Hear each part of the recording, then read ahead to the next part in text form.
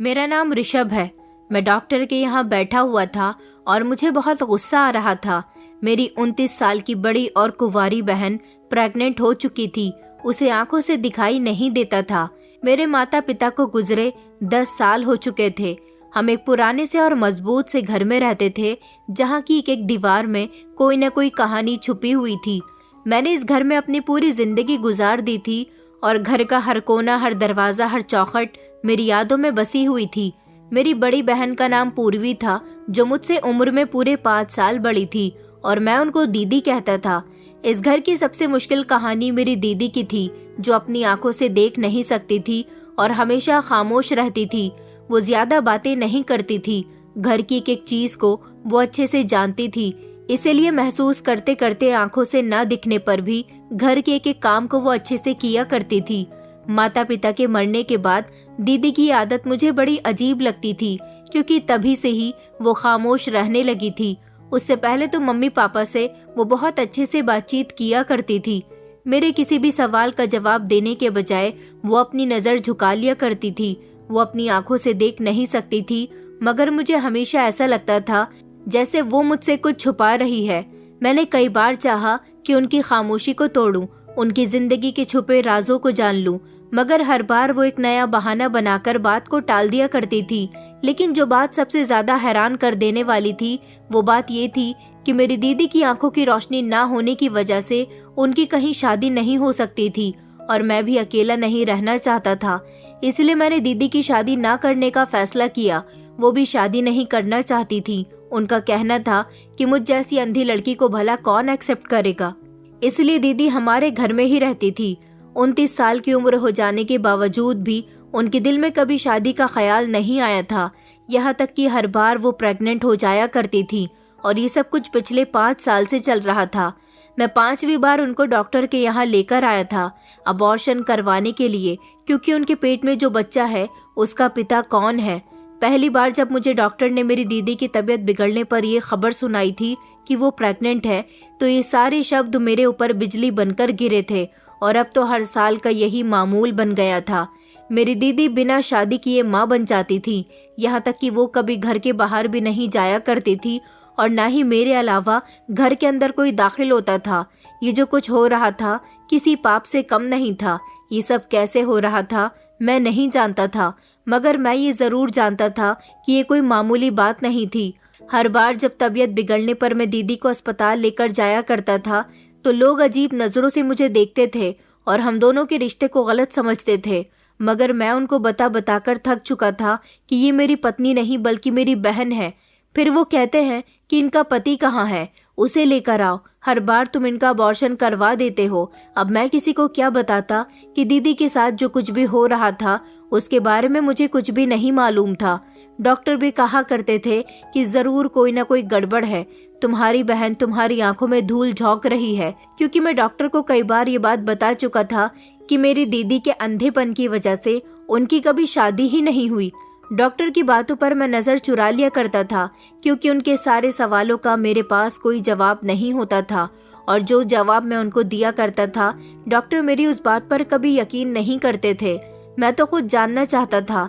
मुझे याद है कि एक बार एक डॉक्टर ने मेरी दीदी का चेकअप करने के बाद कहा था कि ऐसा कभी पॉसिबल हो ही नहीं सकता कि बिना मर्द की औरत प्रेग्नेंट हो जाए। कहीं तुम तो अपनी बहन के साथ कुछ। ये कहकर डॉक्टर खामोश हो गई थी, लेकिन मुझे गुस्सा आ गया था। मैंने कहा था कि मैं अपनी बहन के साथ रिश्ते को निभाना बहुत अच्छे से जानता हूँ, भला मैं ऐसा क्यों करूँगा। मुझे दीदी पर बहुत गुस्सा आया करता था। यहाँ तक कि पिछले 2 साल से तो मैं उनसे कोई बात भी नहीं कर रहा था। उनकी वजह से मुझे हॉस्पिटल जाने के बाद डॉक्टर का सामना बड़ी मुश्किल से करना पड़ता था और मुझे बेहद शर्मिंदगी होती थी। ये तो अच्छा था कि हमारा कोई रिश्तेदार या आस पड़ोसी हमारे घर आता जाता नहीं था, लेकिन सारे ही लोग हर बात की खबर बहुत अच्छे से रखते थे। इस बात को मैंने बड़ी मुश्किल से कई सालों से छुपाकर रखा हुआ था। अब ये बात बहुत मामूली सी बन गई थी। हर साल वही कहानी दोहराई जाती थी। मैं बेबस होकर अपनी दीदी को अस्पताल ले जाया करता था और हर साल वो मुझसे नजरें चुराती रहती थी। मैंने कई बार उनसे पूछा, रिक्वेस्ट की, गुस्सा किया, प्यार से पूछा, सख्ती से पूछा। यहाँ तक कि एक बार तो मैंने अपनी बड़ी बहन पर गुस्से में हाथ भी उठा लिया था, मगर दीदी की खामोशी कभी नहीं टूटी। मैंने एक दिन चिल्लाकर अपनी दीदी से कहा कि दीदी मुझे बताओ आखिर ये सब क्या है और ऐसा भला आपके साथ ही क्यों होता है। अगर आप किसी को पसंद करती हो या चोरी चुपके किसी से मिलने जाती हो तो मुझे बता सकती हो, मैं आपकी उसके साथ खुशी खुशी शादी करवा दूंगा। लेकिन जो आप कर रही हो वो बिल्कुल भी ठीक नहीं है। दीदी के लब हिले लेकिन वो कुछ नहीं बोली। फिर उनकी आंखों से आंसू तैरने लगे। उन्होंने सिर्फ इतना कहा कि ऋषभ, मैं कुछ नहीं जानती, लेकिन मैं जानता था कि वो सब कुछ जानती है और मुझसे छुपा रही है। ये शब्द मेरे दिल में किसी तेज धारदार चाकू की तरह वार करते थे। अगर वो सच में इस बात से बेखबर होती तो क्या हर बार मेरी बातों पर खामोश हो जाया करती? क्या उनके चेहरे पर वो डर नहीं होता जो मैं हर बार देखता था? क्या वो भी इसी डर में जी रही थी जिसमें कई सालों से मैं जी रहा था? मैं नहीं जानता था कि सच्चाई क्या है, मगर मैं ये जरूर जानता था कि अब मैं खामोश नहीं रह सकता था। इस बार मैं इस कहानी को अंजाम देकर ही दम लूंगा। इस बार मैं सच जानकर रहूंगा, चाहे उसकी मुझे कोई भी कीमत क्यों न चुकानी पड़े। मेरा सवाल अब जवाब दे चुका था। कई सालों से मैं यही तमाशा देख रहा था और अब मैं और खामोश नहीं रह सकता था। मेरी दीदी ने अपनी रोती हुई आंखों से मेरे चेहरे की तरफ देखा और फिर से खामोश रही। उनकी खाली आंखों में कुछ ऐसा था जो मुझे हमेशा परेशान कर देता था। जैसे वो देख तो नहीं सकती थी मगर फिर भी सब कुछ जानती थी। फिर धीरे से कहने लगी कि ऋषभ, मैं नहीं जानती कि ऐसा कैसे पॉसिबल है। मैं गुस्से में चिल्लाया और मैंने कहा, तो फिर ये सब क्या है दीदी? कोई भूत तो आपके पास नहीं आता या फिर इंसान? जैसी भी बात है आप मुझे क्यों नहीं बता देती दीदी? मैं तो काम में बिजी रहता हूँ और आपकी ऐसी हरकतों की वजह से कई बार मेरा काम में भी नुकसान हो चुका है। अगर मैं काम नहीं करूँगा तो घर के हालात कैसे चलेंगे? ऊपर से आप मुझे नई टेंशन दे देती हो। मेरे घर से जाने के बाद आखिर आपके पास कौन आता है? या रात के अंधेरे में किसी को आप बुला लेती हो, या फिर आप किसी को पसंद करती हो, या फिर आपके साथ कोई जबरदस्ती करता है? दीदी, मैं हर हाल में आपसे कुछ नहीं कहूँगा, बस आप मुझे बता दीजिए कि ये किसकी हरकत है। अगर कोई आपके साथ जबरदस्ती करता है तो मैं उसे सजा दिलवाऊंगा, और अगर आप किसी के साथ खुशी खुशी ये सब करती हो तो मैं आपकी उसके साथ खुश होकर शादी करवा दूंगा। मैं आपसे वादा करता हूँ कि मैं आपसे एक शब्द भी नहीं कहूँगा, लेकिन जो सच है आप एक बार मुझे बताओ तो सही। मगर इतने पर भी दीदी सिर्फ खामोश रहती थी और ये खामोशी मुझे अंदर ही अंदर मार रही थी। मैंने फैसला कर लिया था कि इस बार मैं इस मामले की गहराई तक पहुँचने वाला हूँ। मैं हकीकत जानना चाहता था और इसके लिए कुछ भी करने को तैयार था। उस रात मैं जाग रहा था। मैंने फैसला कर लिया था कि मैं दीदी के कमरे के बाहर बैठकर पहरा दूंगा। आज मेरी बेचैनी एक डर में बदल चुकी थी, क्योंकि कई दिनों से मैं सारा दिन अपना काम छोड़कर घर में ही रहता था और देखता था कि क्या मेरे पीछे दीदी किसी से बात करती है या फिर कोई उनसे मिलने के लिए आता है। लेकिन मैंने ऐसी कोई भी हरकत नहीं देखी थी, इसलिए अब मैं दीदी पर रात में नजर रखना चाह रहा था। सब कुछ बिल्कुल खामोश था। पूरे घर में सन्नाटा छाया हुआ था। बस कहीं दूर घड़ी की टिक टिक सुनाई दे रही थी। मैंने खुद को सुकून में रखने की बहुत कोशिश की, मगर दिल में वही सवाल घूम रहा था कि आखिर मेरी दीदी के साथ ये सब कुछ कैसे हो रहा है। दीदी के कमरे से धीमी धीमी उनकी सांसों की आवाज आ रही थी। वो गहरी नींद में सो रही थी या शायद जाग रही थी, मैं यकीन से नहीं कह सकता था। मैंने एक गहरी सांस ली और दरवाजे पर नजरें जमा ली, मगर अचानक से मेरे दिल की धड़कन रुक गई थी। मुझे लगा कि जैसे किसी ने दरवाजा हिलाया हो। मैंने फौरन अपनी सांस रोकी। ऐसा लग रहा था जैसे दरवाजा धीमे धीमे बज रहा है। दूसरी तरफ कोई था। मैंने जल्दी से मोबाइल की टॉर्च ऑन की, मगर सामने कोई भी नहीं था। दरवाजा हल्का सा खुला था और मुझे हवा का हल्का हल्का झोंका भी महसूस हो रहा था। मैं उलझने लगा। मैंने हिम्मत करके दरवाजा खोला और अंदर झांका तो देखा कि दीदी तो अपने बिस्तर पर ही थी, मगर उनके होठों पर एक अजीब सी मुस्कुराहट फैल गई थी। मैंने कमरे के चारों तरफ नजर दौड़ाते हुए कहा कि सब ठीक है ना दीदी? वहां पर कोई भी नहीं था। मेरे दिल में शक पैदा हो चुका था। आखिर ये सब क्या था?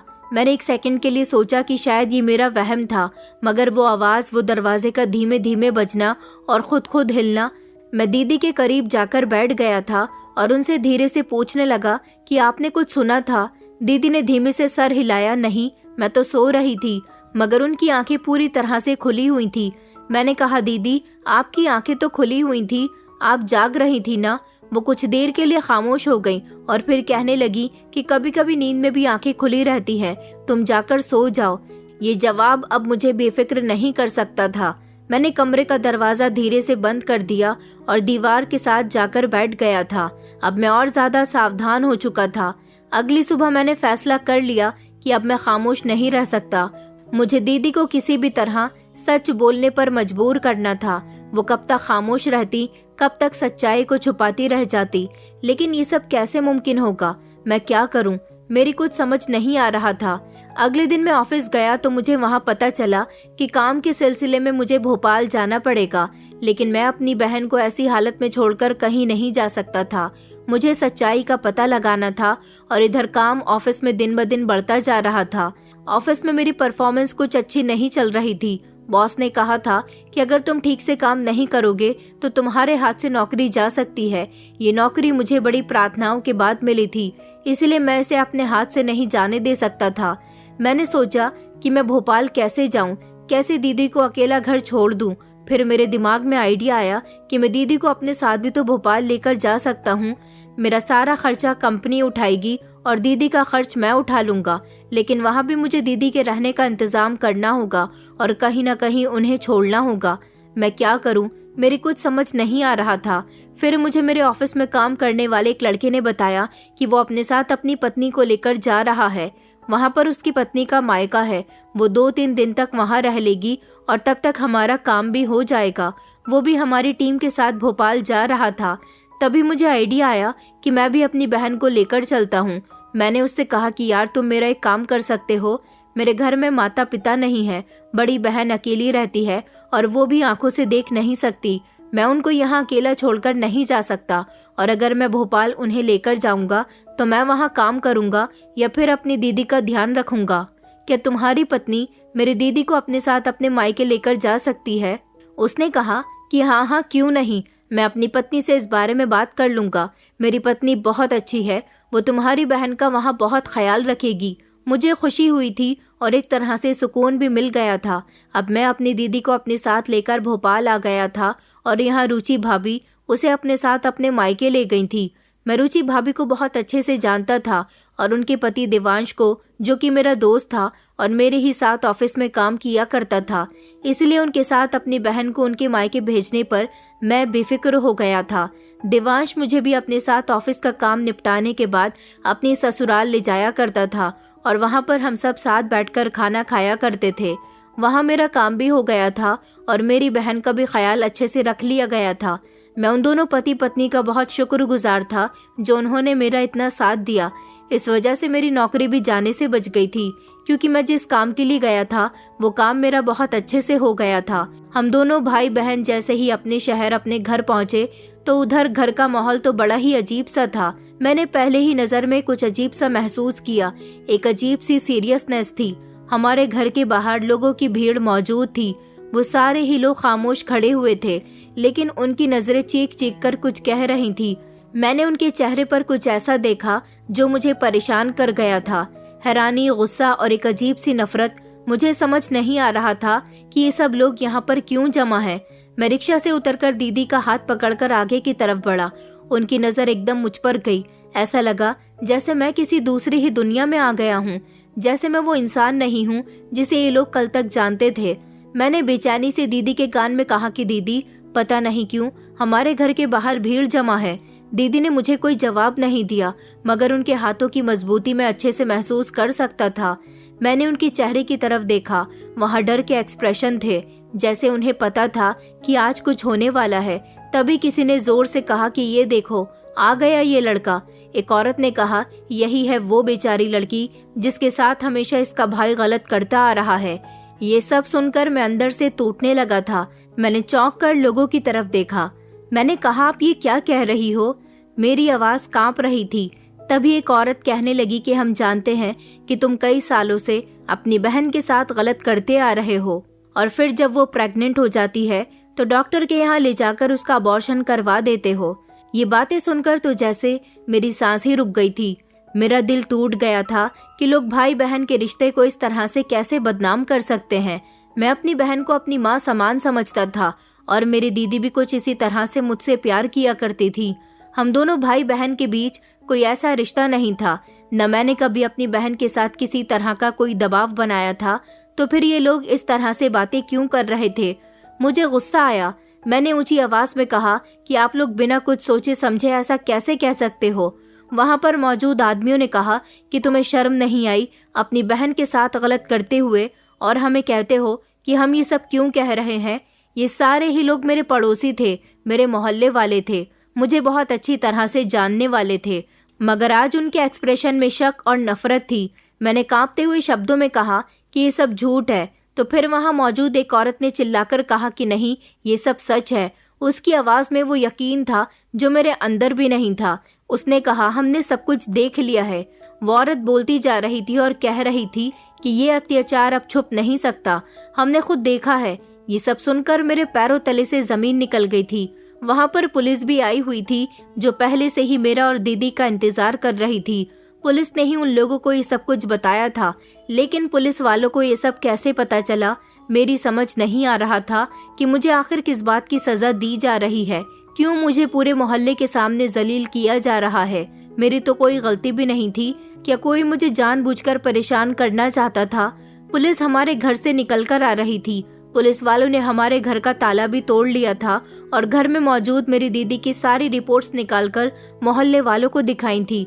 हर चेहरा मेरे खिलाफ था, हर आंख मुझ पर इल्जाम लगा रही थी।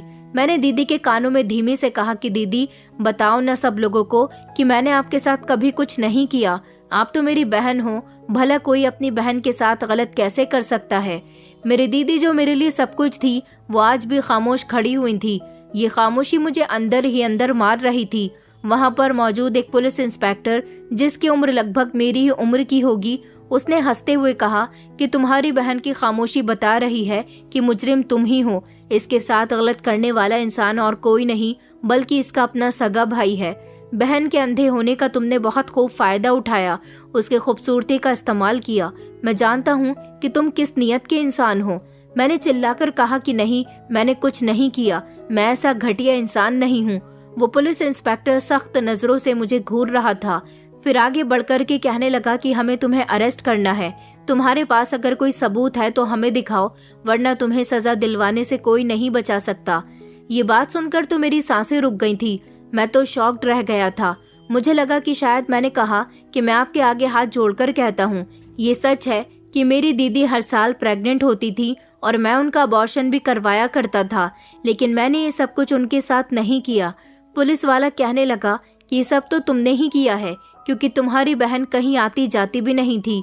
हमें मोहल्ले वालों ने सारी जानकारी दे दी है, यहाँ तक कि तुम्हारे घर भी कोई नहीं आता था। इकलौते तुम ही हो जो अपनी बहन को डॉक्टर के यहाँ लेकर जाया करते थे और जो अपने घर में उसके साथ होते थे। तो इसका मतलब साफ साफ यही है कि उसके साथ गलत करने वाला इंसान तुम ही हो। ये सब सुनकर तो जैसे मेरी दुनिया खत्म हो गई थी। ये क्या इल्जाम था? ये कैसा दावा था? ये कौन सा सच था जिससे मैं खुद भी बेखबर था? मुझे लगा कि जैसे जमीन फटे और मैं उसमें धंस जाऊं, क्योंकि मेरे सामने सब कुछ बहुत बड़ी बेइज्जती का मुकाम बन चुका था। वहां पर मौजूद सारे लोग मुझे खतरनाक नजरों से देख रहे थे और आपस में बातें कर रहे थे। कुछ चेहरे तो मुझे बहुत सारे ताने दे रहे थे, कह रहे थे कि शर्म नहीं आती इसे अपनी बहन के साथ ये सब कुछ करते हुए। लोगों ने भाई बहन के रिश्ते को मजाक बना दिया है। अगर इस लड़की के माता पिता जिंदा होते तो ये अपनी हवस अपनी बहन के साथ ना मिटाता। बेचारी मासूम लड़की अपने कैसे दरिंदे भाई के साथ रह रही थी। मैंने एक बार फिर से कहा कि मैंने कुछ नहीं किया। पुलिस वाले ने मेरी तरफ कदम बढ़ाया और कहा कि अगर तुमने कुछ नहीं किया तो तुम्हारी बहन खामोश क्यों है? ये शब्द मेरे सीने में किसी तीर की तरह उतर गए थे। मैंने फौरन दीदी की तरफ देखा, वो फिर भी खामोश थी। ये खामोशी मुझे बर्बाद कर रही थी। मुझे लगा कि जैसे मेरे पैरों तले से जमीन खिसक गई हो। हमेशा मैं अपनी दीदी को बचाने की कोशिश करता था। मैं चिल्लाया तो पुलिस ऑफिसर ने मेरी तरफ हथकड़ियां बढ़ाई और कहा कि हमारे साथ चलो, ये सब तुम्हें अदालत में साबित करना होगा। मेरी दीदी की आंखों से आंसू निकल रहे थे। उनका चेहरा गम और बेबसी की दास्तां सुना रहा था। दीदी को देखकर ऐसा लग रहा था जैसे वो कुछ कहना चाहती थी, मगर कोई ताकत उन्हें रोक रही थी। लेकिन मैं बार बार दीदी से कह रहा था कि दीदी कुछ तो कहो, आप मुझे बचा सकती हो। दीदी ने सिर्फ अपना चेहरा मेरी आवाज सुनकर अपनी तरफ किया, मगर कुछ कहा नहीं। उनकी आंखों से लगातार आंसू निकल रहे थे। मैंने फिर से कहा कि दीदी बस एक बार कह दो कि मैं बेकसूर हूँ, मगर वो कुछ नहीं बोली। ये खामोशी मेरी कातिल बन चुकी थी। मैं रो रहा था। सारे लोगों के सामने मेरी खूब बेइज्जती हो रही थी और पुलिस मुझे अपने साथ लेकर जा रही थी। फिर भी दीदी ने कुछ नहीं कहा और उन्होंने मुझे इसी तरह से जाने दिया, जिससे सारे लोगों के सामने ये बात सच साबित हो गई थी कि उनका गुनहगार मैं ही हूँ। पुलिस की सख्त नजरें और दीदी की खामोशी, ये सब मेरे खिलाफ थी। मेरे कानों में वहाँ पर मौजूद सारे लोगों की आवाजें गूंज रही थी, जैसे मैं कोई दरिंदा हूँ जो अपनी ही बहन के साथ गलत करता था। मेरे प्यार से कहने पर भी और मेरे चिल्लाकर कहने पर भी दीदी को कोई फर्क नहीं पड़ा था। वो सिर्फ खामोश रहीं और आंसू बहाती रहीं। पुलिस स्टेशन पहुंचते ही मेरे साथ सख्ती से इन्वेस्टिगेशन शुरू कर दी गई थी। उसी पुलिस इंस्पेक्टर ने कहा कि तुम अपनी बहन के साथ ऐसा क्यों करते रहे, क्यों उसके साथ गलत करने के बाद तुम उसका बार बार अबॉर्शन करवाते रहे। मैंने गुस्से से जवाब दिया कि मैं अपनी अंधी बहन के साथ ऐसा क्यों करूंगा।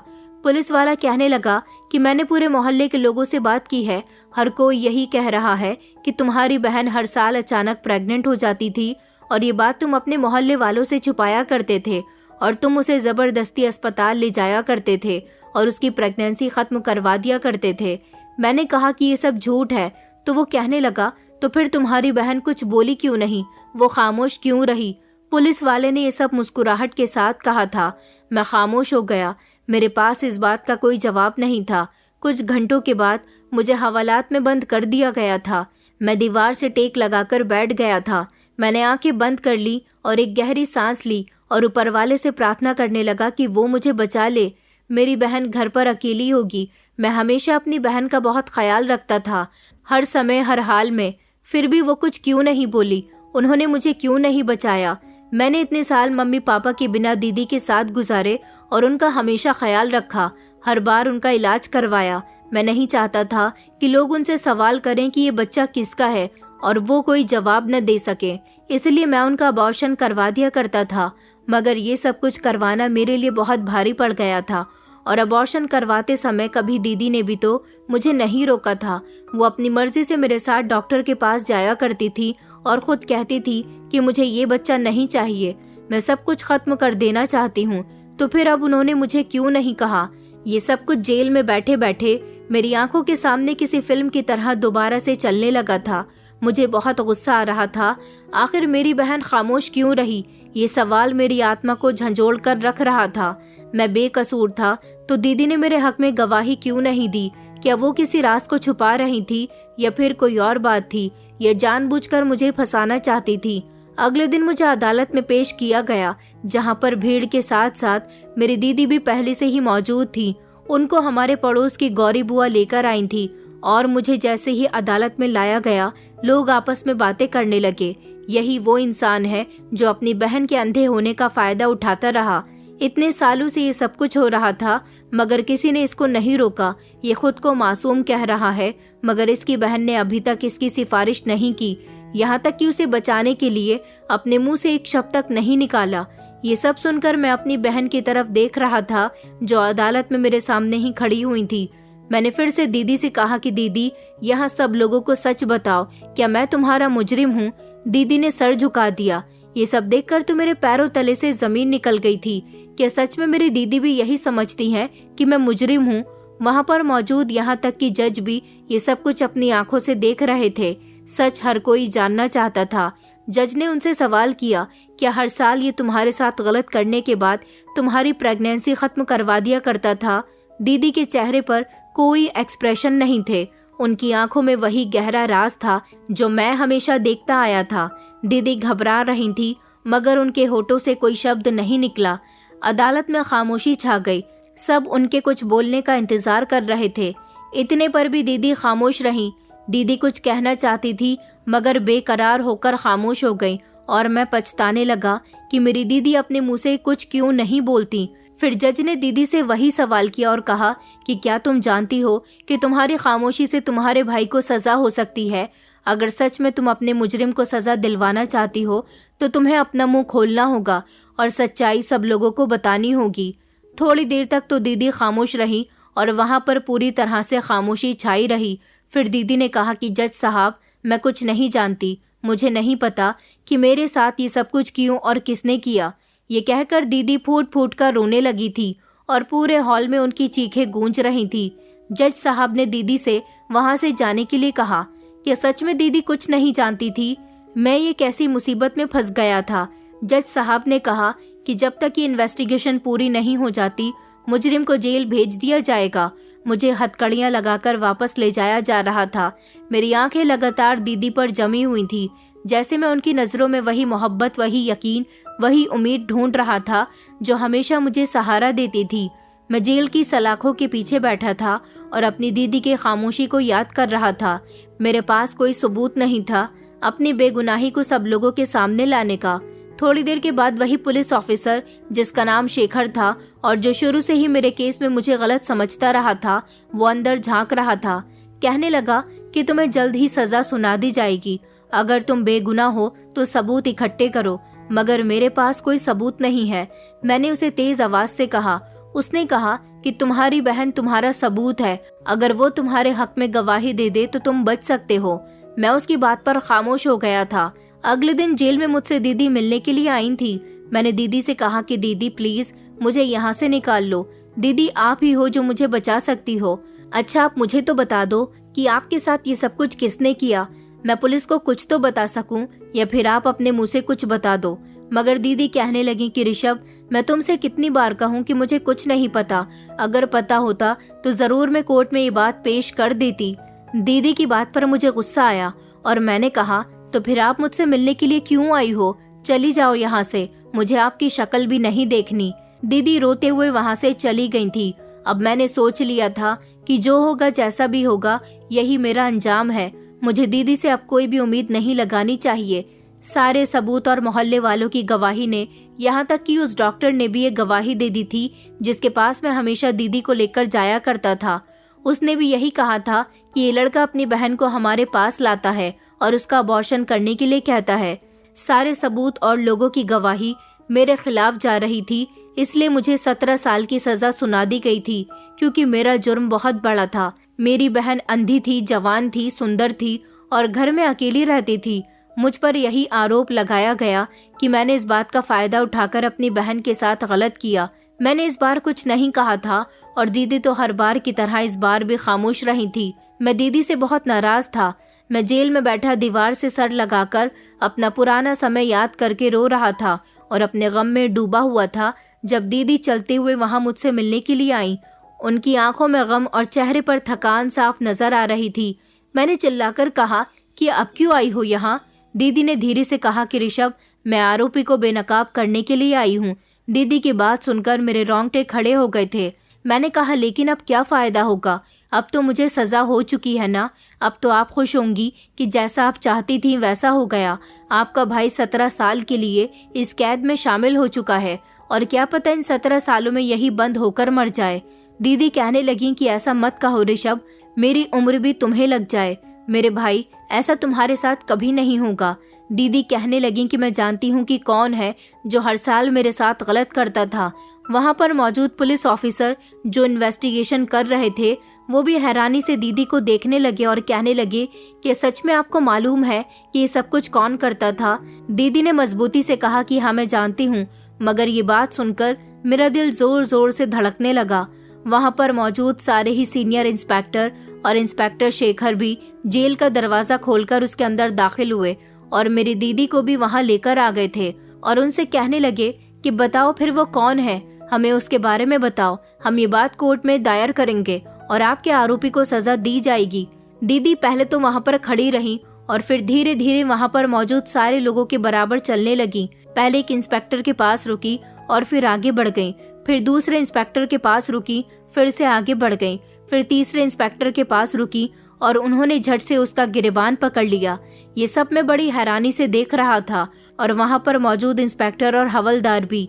दीदी कहने लगी कि यही है वो इंसान जिसने मेरे साथ गलत किया। दीदी जोर जोर से चिल्लाने लगी कि ये वही है, ये वही है।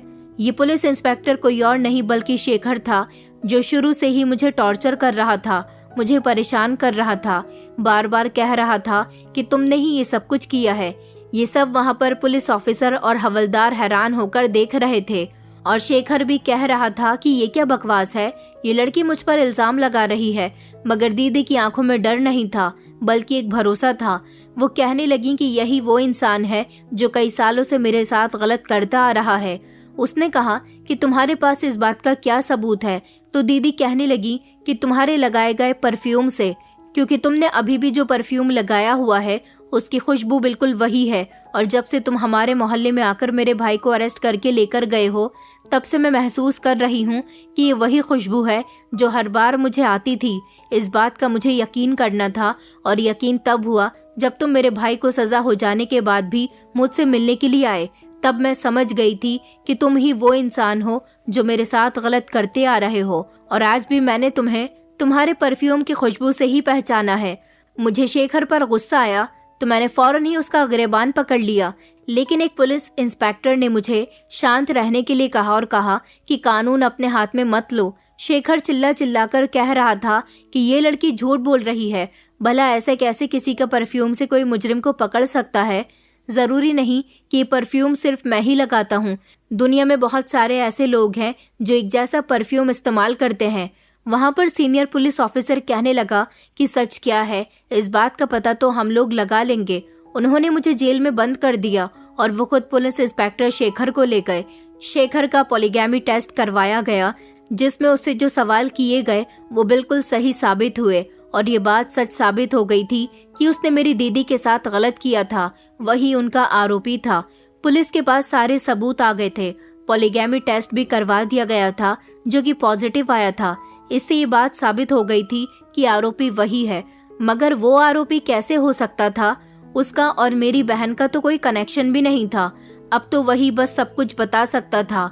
वो पुलिस की हिरासत में था और अगले ही दिन कोर्ट में हम सबको पेश किया गया, जहां पर इंस्पेक्टर शेखर भी था और सामने ही मेरी दीदी भी मौजूद थी। वहां सारे सवाल जवाब किए गए। अदालत में खड़े होकर पुलिस ने जज साहब को सारे सबूत दे दिए थे जो कि शेखर पर सच साबित होते थे।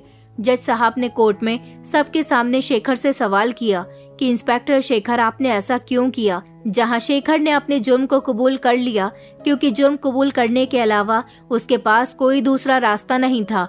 उसे नहीं पता था कि वो इस तरह भी पकड़ा जा सकता है। उसने अपनी आंखों को नम किया और फिर बताना शुरू किया कि दरअसल इन दोनों भाई बहन के पिता मेरे पिताजी के दोस्त हुआ करते थे। ये बात कई सालों पुरानी है, जब मेरी उम्र 13 साल थी और मैं अपने माता पिता का इकलौता बेटा था। हमारी जिंदगी बड़ी खुशहाली से गुजर रही थी, लेकिन मैं काफी दिनों से अपने पापा को परेशान देख रहा था और मुझे ये नहीं पता था कि ये परेशानी एक दिन मेरे पिता की मौत का रूप बन जाएगी और मेरे माता पिता को मुझसे दूर कर देगी। मेरे पापा और ऋषभ के पापा अरविंद श्रीवास्तव जी एक दूसरे के दोस्त थे और उन दोनों ने कई सालों पहले अपना कारोबार पार्टनरशिप में किया था। लेकिन धीरे धीरे अरविंद श्रीवास्तव जी मेरे पापा के साथ गद्दारी करने लगे। उन्होंने बिजनेस में होने वाला सारा प्रॉफिट अपने पास रखना शुरू कर दिया और मेरे पिता से कहने लगे कि बिजनेस में लॉस हो रहा है। मेरे पिता, जो कि इस बात से बेखबर थे क्योंकि उन दिनों मेरी मम्मी की तबीयत ठीक नहीं चल रही थी और वो उसमें लगे हुए थे। जब मेरी मम्मी की तबीयत कुछ बेहतर हुई तो मेरे पापा ने अरविंद अंकल से जाकर बात की, तो उन्होंने कहा कि अब हमें अपना बिजनेस अलग कर लेना होगा क्योंकि हम दिन ब दिन लॉस में जा रहे हैं। मेरे पापा कहने लगे कि इस केमिकल की फैक्ट्री में मैंने बहुत मेहनत की है और बहुत सारा पैसा लगाया है, ऐसे कैसे हमें लॉस हो सकता है? तुम्हें तो कहीं लॉस नहीं हो रहा। मेरे पापा के कुछ जानने वाले लोगों ने उनको बता दिया था कि तुम्हारा पार्टनर, जो कि तुम्हारा दोस्त भी है, अब वो लालची हो गया है और तुम्हें कारोबार से अलग कर देना चाहता है। इस बात पर अरविंद अंकल और मेरे पापा के बीच बहुत बड़ा झगड़ा हुआ था। मेरे पापा ने अरविंद अंकल पर गुस्से में हाथ उठा लिया था। अरविंद अंकल से अपनी ये बेइज्जती बर्दाश्त न हो सकी, इसलिए उन्होंने सब कुछ अपने नाम करवाकर फैक्ट्री को आग लगा दी। केमिकल की फैक्ट्री में भीषण आग लग गई थी और इस आग का इल्जाम भी मेरे पापा पर लगा दिया गया। फैक्ट्री में रात के समय भी वर्कर्स काम किया करते थे, इसलिए कुछ वर्कर्स की मौत हो गई और उन वर्कर्स की मौत का इल्जाम भी मेरे पापा पर आ गया था। अरविंद अंकल ये सब कुछ जानते थे। वो चाहते तो मेरे पापा को बचा सकते थे, मगर वो अपनी बेइज्जती का बदला मेरे पापा से ले चुके थे। यहाँ तक कि उन्होंने हमारा सब कुछ अपने नाम कर लिया। मेरे पापा को पुलिस ने अरेस्ट कर लिया। अरविंद अंकल ने अपने पैसे की ताकत दिखाई और मेरे पापा के खिलाफ झूठे सबूत इकट्ठे करके कोर्ट में पेश किए, जिससे मेरे पापा को उम्र कैद की सजा सुनाई गई। बचपन में ही मैं अपने पिता से दूर हो गया और ये सदमा मेरी माँ बर्दाश्त न कर सकी। वो दिन ब दिन बीमार रहने लगी। हम लोग उस घर में रहते थे जहाँ ये दोनों भाई बहन अब रहते हैं। वो मेरे माता पिता के साथ मेरा पुराना और यादगार घर हुआ करता था। पिता को अपनी आंखों के सामने मैंने जेल जाते हुए देखा था, जबकि अपनी माँ को अपनी आंखों के सामने मौत से लड़ते हुए देखा था। कुछ समय के बाद जेल में ही मेरे पापा ने आत्महत्या कर ली और वो इस दुनिया को छोड़कर चले गए। पापा के मरने से पहले अरविंद अंकल के पास कई बार मेरी मम्मी गई थी उनसे मदद मांगने के लिए। उन्होंने कहा था कि वो अपना केस वापस ले लें, मेरे पापा को छोड़ा दें, मगर ऐसा कुछ नहीं हो सका। अरविंद अंकल ने मेरी मम्मी की कोई मदद नहीं की और मेरी मम्मी मुझे अपने मायके अपने गांव लेकर चली गई, क्योंकि यहाँ वो अकेली रह गई थी। उनका ख्याल रखने वाला कोई नहीं था। वो जानती थी कि वो खुद भी कुछ दिन की मेहमान है। वो गांव में किसी वैद्य से अपना इलाज करवाना चाहती थी और वहाँ पर इलाज के दौरान मेरी माँ की भी मौत हो गई और मैं पूरी तरह से अकेला रह गया। मेरा घर ऋषभ के पिता की वजह से बिगड़ा था। मैंने एक अमीर बाप का बेटा होते हुए भी अपने माता पिता के बिना गरीबी की जिंदगी गुजारी। गांव के लोगों ने मुझे पढ़ाया लिखाया, उन्होंने मेरी परवरिश की और मुझे एक काबिल इंसान बनाया। मैं इन लोगों से बदला इसीलिए लेना चाहता था क्योंकि मुझे तकलीफ होती है आज भी।